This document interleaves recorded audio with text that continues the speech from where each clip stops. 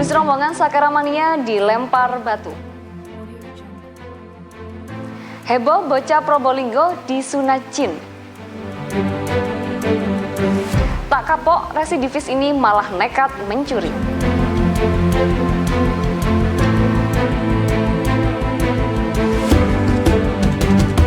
Assalamualaikum pemirsa, selain ketiga informasi tadi, sejumlah informasi dari Pasuruan dan sekitarnya telah dipersiapkan tim redaksi bersama saya, Hiliatus Solihah. Inilah Pasuruan sepekan selengkapnya.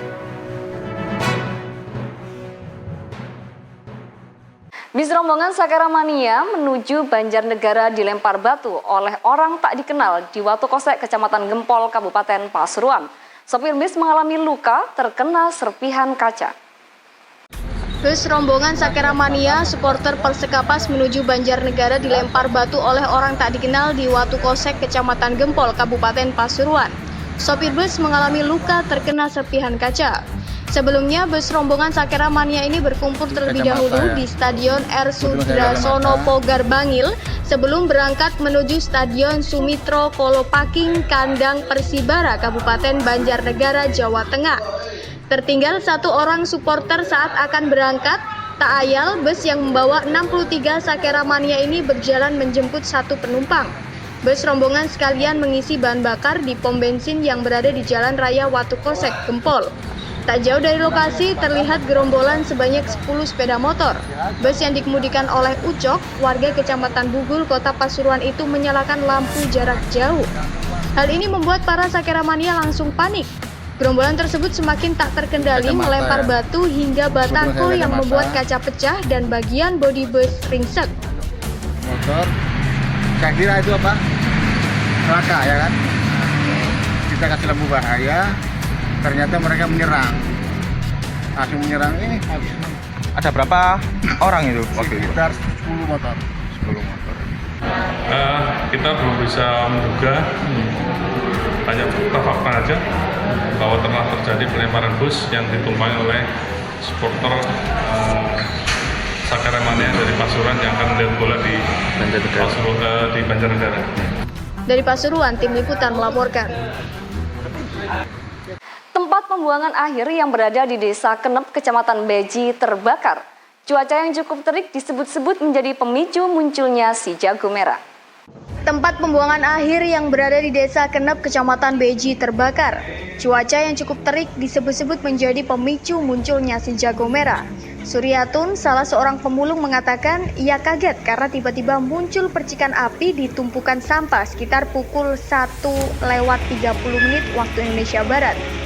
Dugaan sementara kebakaran terjadi lantaran cuaca yang cukup panas. Ditambah lagi kencangnya angin membuat api semakin membesar dan sulit untuk dipadamkan.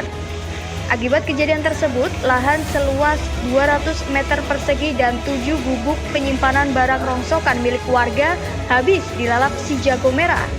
Sementara itu hingga saat ini mobil pemadam kebakaran masih terus melakukan pembasahan di lahan tempat kebakaran terjadi. Dari Pasuruan, tim liputan melaporkan. Kebakaran terjadi di pabrik kayu di Cangkring, Malang, Kecamatan Beji, Kabupaten Pasuruan. Korsleting listrik disebut menjadi penyebab kebakaran ini. Kebakaran melanda pabrik kayu PT Sakari Sumber Abadi di Jalan Raya Pasuruan Probolinggo, Kelurahan Cangkring, Malang, Kecamatan Beji, Kabupaten Pasuruan. Api yang muncul dari gudang painting diduga kuat berasal dari korsleting listrik. Api menghanguskan 2 gudang, diantaranya gudang pengecetan. Dijelaskan kebakaran tersebut terjadi ketika masih banyak pekerja yang sedang melakukan aktivitas. Akibatnya 2 gudang ini rata dengan tanah. Semua perabotan dan furniture yang di dalamnya hangus dilalap si jago merah. 3 mobil pemadam kebakaran berjibaku memadamkan api yang terus membesar. Para karyawan pabrik juga langsung dipulangkan untuk menghindari hal yang tidak diinginkan. Tak sedikit pula karyawan yang turut membantu memadamkan api.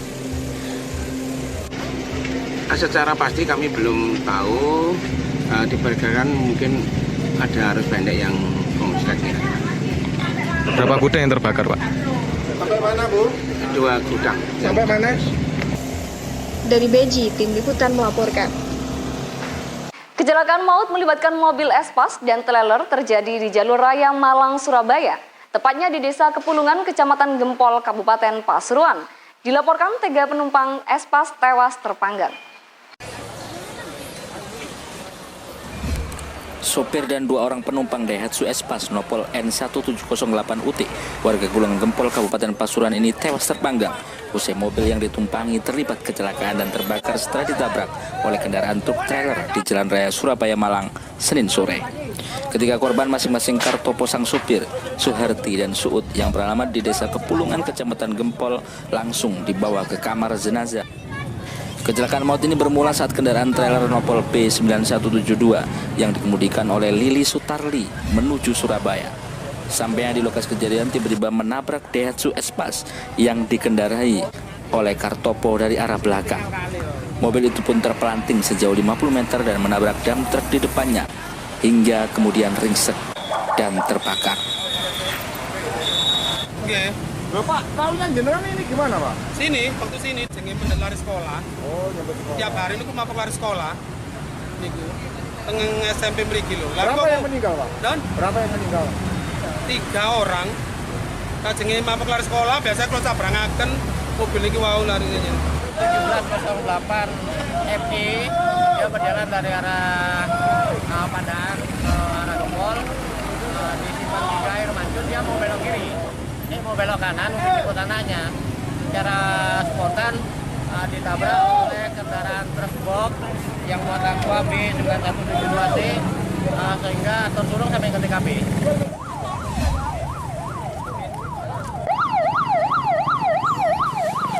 Tim Liputan Warta Promo TV melaporkan. Komisi Pemilihan Umum Jawa Timur terus sempurnakan data DPT untuk pemilu 2019. Upaya diantaranya melakukan pencoretan sekitar 64.000 pemilih invalid dalam DPT. Komisi Pemilihan Umum KPU Jawa Timur terus menyempurnakan data DPT (Daftar Pemilih Tetap) untuk pemilu 2019. Upaya tersebut diantaranya melakukan pencoretan sekitar 64.000 pemilih invalid dalam DPT. Hal itu diungkap Komisioner KPU Jatim Khairul Anam saat mengisi acara GMHP, Gerakan Melindungi Hak Pilih yang digelar KPU Kabupaten Pasuruan di Pandaan. DPT di Jatim sebelumnya diketahui tercatat 30.554.761 pemilih. Setelah dilakukan pencermatan dan dilakukan pencoretan DPT invalid atau yang tidak memenuhi syarat, DPT berkurang menjadi 30.490.255 pemilih. Meski sudah mencoret sekitar 64.000 daftar pemilih tak penuhi syarat, KPU Jatim juga tetap menerima laporan dari daerah-daerah di Jatim, mulai masih adanya pemilih ganda hingga pemilih yang sudah meninggal dunia. Meski sudah mencoret sekitar 64.000 daftar pemilih tak penuhi syarat, KPU Jatim juga tetap menerima laporan dari daerah-daerah di Jawa Timur, mulai masih adanya pemilih ganda hingga pemilih yang sudah meninggal dunia. Terkait sampai hari ini kami mendapatkan laporan ada kurang lebih sampai masih 90 ribuan data ganda yang sudah kita selesaikan, kita eksekusi, kita hapus. Ada juga data pemilih yang tidak memenuhi syarat karena yang bersangkutan sudah pindah domisili maupun yang meninggal setelah ditetapkan itu juga ada kurang lebih 15 ribuan. Jadi semakin banyak yang kita coret karena tidak memenuhi syarat, mudah-mudahan daftar pemilih kita juga semakin baik. Dari Pasuruan, Tim Liputan melaporkan. Beralih ke Probolinggo, gudang mebel antik di Desa Taman Sari, Kecamatan Dringu, Kabupaten Probolinggo, ludes terbakar Selasa 16 Oktober 2018. Tak ada barang yang dapat diselamatkan dalam peristiwa itu.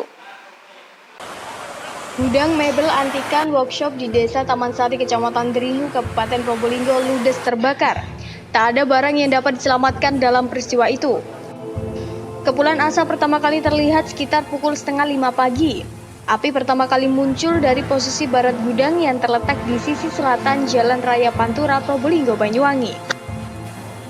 Api dengan cepat meludeskan isi gudang yang berisi tumpukan kayu kuno dan mebel antik. Bahkan si jago merah turut memusnahkan sejumlah perabotan dan alat-alat pemotong kayu di dalam gudang milik Supriyadi itu. Proses pemadaman berlangsung lama. Selain bahan-bahan dalam gudang merupakan kayu-kayu kering yang mudah terbakar, juga karena minimnya peralatan pemadam. Lalapan api mulai berhasil dijinakan setelah 3 unit tim pemadam kebakaran dari Pemkab dan Pemkot Probolinggo diterjunkan ke lokasi. Petugas harus berulang kali melakukan pembasahan karena kobaran api awet. Hampir seluruh kayu dan mebel kuno yang tersimpan di dalam hangus terbakar. Belum diketahui penyebab pasti kejadian karena saat terbakar tidak ada pekerja ataupun warga di lokasi. Tak ada korban jiwa dalam peristiwa ini, namun kerugian material diperkirakan mencapai 300 juta rupiah. Pagi ketemunya jam 5 pagi. Waktu ketemu sudah keadaan membara. Sudah membara. Apa kira-kira? Nah ini penyebabnya nggak bisa jawab karena listrik nggak ada. Rumah ini nggak berpenghuni, kosong. Nah ini kita masih dalam tahap penyelidikan, Mas. Kita dalam tahap penyelidikan, kita bisa berasumsi secara andai-andai. Jadi kita selidiki dulu. Dari Probolinggo, tim liputan melaporkan. Sementara itu, kebakaran hutan dan lahan terjadi di area hutan lindung Gunung Bentar, Kabupaten Probolinggo, Kamis 18 Oktober 2018. Belum diketahui penyebab kebakaran hutan lindung itu. Kebakaran hutan dan lahan Karhutla Gunung Bentar, Kecamatan Gending, Kabupaten Probolinggo mencapai 3 hektar. Kuat dugaan kebakaran itu dilakukan oleh pihak tak bertanggung jawab. Karhutla di petak 22C kawasan hutan Gunung Bentar, lahan yang terbakar hanya sekitar 3 hektar. Dari total keseluruhan 13 hektar, luas lahan di petak 22C. Sulitnya akses membuat unit damkar atau kendaraan tangki air tidak bisa masuk ke lokasi kebakaran. Upaya pemadaman dilakukan oleh TNI dan Polhut menggunakan alat seadanya. Setidaknya upaya dilakukan untuk memutus jalur api di lokasi yang terbakar. Dugaan sementara kebakaran di hutan lindung itu diduga karena sengaja dibakar. Sebab dalam catatan hutan Gunung Bentar terbakar tiap tahun. Meski kondisi di lokasi memang sangat panas dan kering, jika tidak ada api yang besar dikatakan tidak mungkin terjadi kebakaran. Mengukur kemungkinan ada unsur kesengajaan, salah satu petugas TNI sempat melakukan percobaan dengan membuang puntung rokok menyala. Setelah beberapa lama, puntung rokok yang masih menyala tersebut ternyata padam. Kuat dugaan kebakaran terjadi karena ada yang sengaja membakar. Sebab tiap tahun lahan tersebut selalu meranggas. Jika dibakar, maka abu sisa pembakaran menjadi pupuk dan menumbuhkan rumput-rumput di wilayah tersebut. Pak, untuk pemadamannya menggunakan apa ini? Ini secara manual, Pak, buat ilaran. Juga ini dikepuk sama ranting-ranting kayu itu. Pak, ada berapa hektar yang luas yang terbakar? Kalau luas baku 22C ini kurang lebih 13 hektar. Ini yang terbakar mungkin sekitar 3 hektar. 3 hektar ya. Tanaman apa aja? Tanaman pohon inang itu kesambi atau ini pohon jati ini. Tanaman ini seperti apa, Pak? Untuk kendalanya ini kan akses jalan di sini terlalu sempit dan tidak bisa kita gunakan kendaraan dari pemadam kebakaran karena jalan terlalu sempit. Kita memadamkan kebakaran ini akhirnya menggunakan secara manual. Alat seadanya ya gunakan ranting, kita isolasi aja supaya tidak meluas untuk wilayah kebakarannya. Pak, himbauan. Dari Probolinggo, tim liputan melaporkan. Seorang begal dilumpuhkan dengan timah panas oleh anggota Satreskrim Polresta Probolinggo. Dalam aksinya, pelaku mengincar para wanita dan tak segan membuka rok korban. Seorang begal dilumpuhkan dengan timah panas oleh anggota Satreskrim Polresta Probolinggo. Dalam aksinya, pelaku mengincar para wanita dan tak segan membuka rok korban. Kapolresta Probolinggo AKBP Alfian Nur Rizal mengatakan pelaku berinisial A, warga desa Sumendi, Kecamatan Tongat, Kabupaten Probolinggo. Pihaknya terpaksa melumpuhkan pelaku saat ditangkap di Desa Tukum, Kecamatan Tekung, Kabupaten Lumajang. Pelaku asal Sumendi ini telah melakukan pembegalan di 2 TKP, yakni pembegalan pada Ana Maria Putratik, Jalan Citarum, Kelurahan Curah Ginting, Kecamatan Kanigaran pada 28 Juli lalu, serta pembegalan pada Putri Dwi Cahyani di Jalan Semeru, Kecamatan Kademangan pada 4 September lalu. Selain itu, pelaku yang juga beralamat ganda, yakni Desa Purut, Kecamatan Lumbang itu, merupakan daftar pencarian orang Polda Jatim, serta target operasi Polres Pasuruan, Polres Probolinggo, dan Polres Lumajang. Upaya membuka rok itu dibenarkan oleh korban Ana Maria Putratik. Saat itu, wanita muda tersebut dibegal saat mengendarai sepeda motor metik. Korban yang ditendang dari belakang kemudian terjatuh, namun tetap berusaha mempertahankan motornya. Sebab di dalam jok itu ada sebuah tas berisi HP Samsung seharga 6 juta rupiah lebih. A ini mematikan kunci. Jadi kunci sepeda motor itu dimatikan dan dicabut. Setelah itu apabila korban ini melakukan perlawanan, tentunya akan ada tindakan dengan menendang, mendorong korban tersebut. Itu yang dirasakan oleh korban inisial A. Yang saat ini dia melakukan pada saat itu kejadian, dia jatuh mempertahankan sepeda motor, namun yang bersangkutan tersangka ini A melakukan menarik roknya sehingga tidak berdaya, ketakutan dilepas sepeda motornya. Dari Probolinggo, tim liputan melaporkan. Dua warga Kecamatan Kraksan, Kabupaten Probolinggo, yakni Ahil dan Agus, diamankan Satreskrim Polres Probolinggo. Sebab keduanya melakukan pengancaman terhadap Sahlal, warga Desa Kalibuntu, Kecamatan Kraksan, melalui rekaman video. Ya, pun berdasarkan ukur sadar, baik ketun sama Sahlal sama Kapiljaman. Dua warga Kecamatan Kraksaan, Kabupaten Probolinggo, yakni Ahil dan Agus, diamankan Satreskrim Polres Probolinggo. Sebab keduanya melakukan pengancaman terhadap Sahlal, warga Desa Kalibuntu, Kecamatan Kraksaan, melalui rekaman video. Kasat Reskrim Polres Probolinggo AKP Rianto mengatakan penangkapan terhadap Ahil, warga Kelurahan Kraksaan Wetan, dan Agus, warga Desa Ambulu, Kecamatan Kraksaan, berdasarkan laporan Sahlal, di mana melalui rekaman video yang berdurasi 1 menit 32 detik, pelaku dengan menggunakan pedang menantang dan mengancam pelapor, sehingga pelapor resah dan merasa terancam keselamatan jiwanya. Kedua pelaku diamankan di tempat yang berbeda. Agus berhasil diamankan saat berada di kantor Federal International Finance (FIF) Kraksaan sekitar pukul 12:30 siang pada hari Selasa kemarin. Setelah itu petugas bergerak untuk mengamankan Ahil di rumahnya. Menurut Sahlal, adanya video ancaman itu membuat ia dan kedua rekannya resah, sehingga kemudian membuat laporan polisi agar menimbulkan efek jera serta bisa memberikan pelajaran bagi pelaku. Dari Probolinggo, tim liputan melaporkan. Berkali-kali masuk penjara tak membuat Didik Haryanto, warga Dusun Plakpak, Desa Besuk Agung, Kecamatan Besuk, Kabupaten Probolinggo, jera. Kali ini ia bahkan mencuri sepeda motor di parkiran Mapolsek Besuk. Berkali-kali masuk penjara tak membuat Didik Haryanto, warga Dusun Plakpak, Desa Besuk Agung, Kecamatan Besuk, Kabupaten Probolinggo, jera. Kali ini ia bahkan mencuri sepeda motor di parkiran Mapolsek Besuk.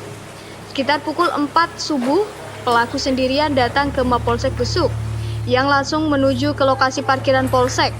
Didik kemudian langsung menuju sepeda motor Matic merah dengan nopol N2990PF milik Rizky Ramadhani, siswa magang. Sepeda motor warna merah itu kemudian dituntun keluar dari kantor polisi oleh tersangka.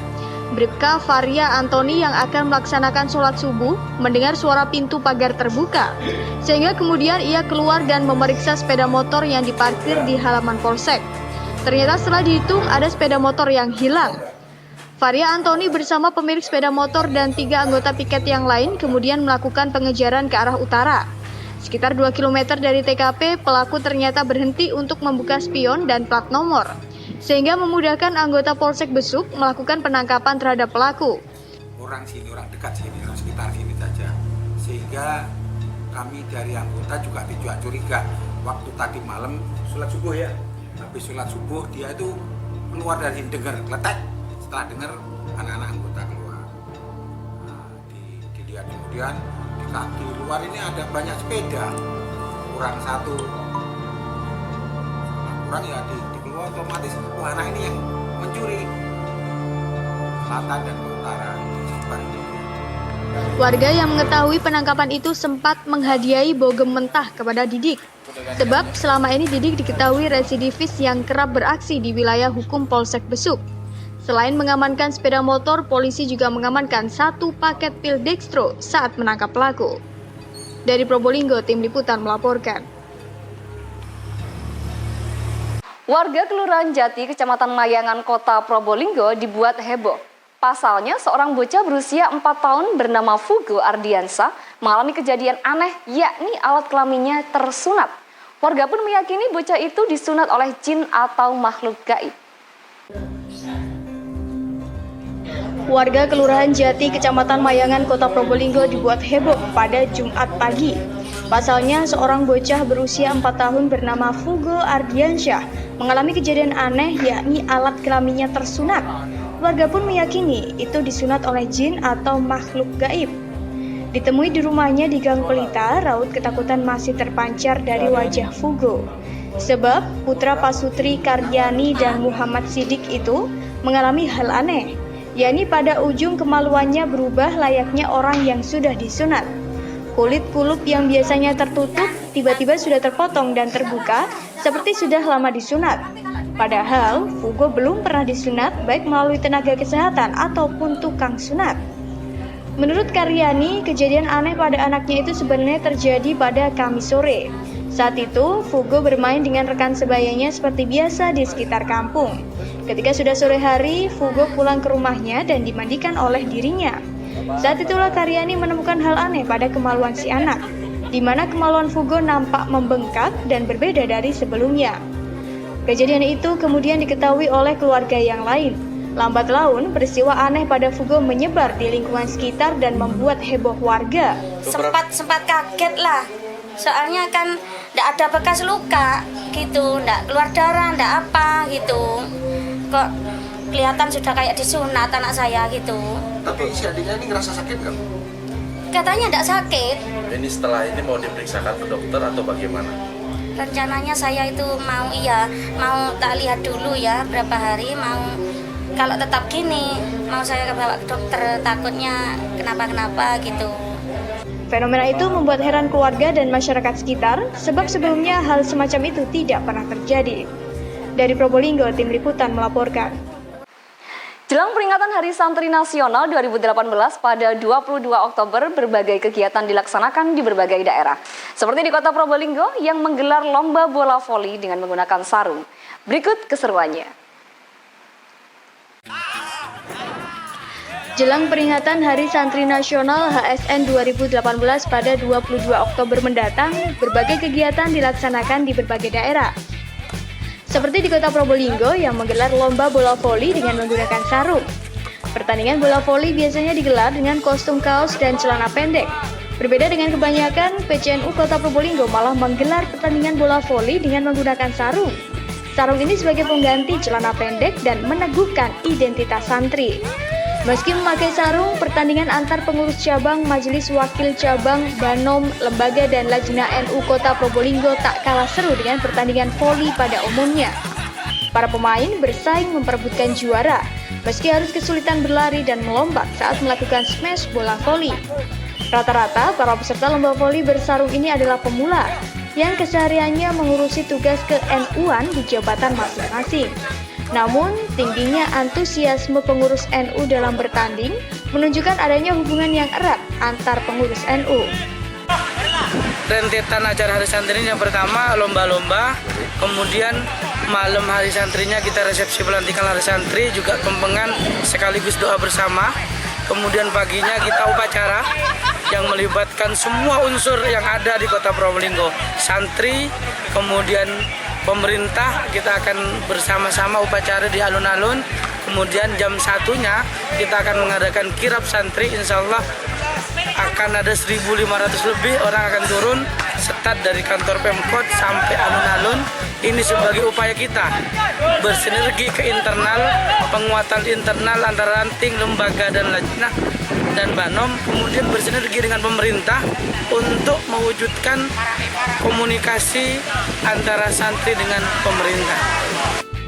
Selain event olahraga, sejumlah lomba menarik lainnya juga digelar panitia pelaksana HSN 2018. Di antaranya lomba cerdas cermat seputar ke-NU-an, Mars Subanul Wapon, lomba vlog Hari Santri, lomba baca kitab kuning, seminar anti narkoba dan kirap pawai ta'aruf Hari Santri. Puncaknya akan dilaksanakan pada 22 Oktober mendatang. Dari Probolinggo, Tim Liputan melaporkan. Menjelang pemilihan umum legislatif 2019, usaha percetakan banjir orderan. Tak tanggung-tanggung, orderan mencapai 2 kali lipat sebelum tahun 2019. Salah satu percetakan atau yang dikenal dengan digital printing yang ada di Kompleks Pertokoan Plaza Bangil Pasuruan mulai ramai mengerjakan pesanan para calon legislatif di masa kampanye saat ini untuk dipasang di wilayah dapil masing-masing. Kesibukan para pekerja terlihat untuk melakukan proses pengerjaan mulai dari set gambar sampai pencetakan dan pemotongan setiap banner yang jadi. Seperti salah satu pelanggan yang maju bersama sang istri dalam pemilihan nanti, memesan banner dan alat peraga pencoblosan untuk mengenalkan pada masyarakat yang ada di dapilnya, bahkan juga memesankan banner milik teman-temannya. Pesan alat peraga lah, karena ini udah masuk musim kampanye, kita mau bikin banner, stiker, kalender, macam-macam lah, termasuk gantungan kunci, dan kita pilih-pilih lah, cari yang paling murah. Momen pilkada khususnya caleg ya, itu sangat menguntungkan buat pengusaha digital printing khususnya, itu bisa mengalami kenaikan hingga 100%.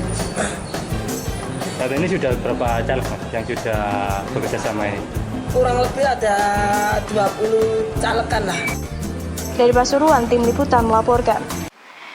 Informasi tadi menjadi akhir dari Pasuruan sepekan hari ini. Mewakili tim redaksi yang bertugas, Khiliatus Soliha pamit. Wassalamualaikum warahmatullahi wabarakatuh dan sampai jumpa.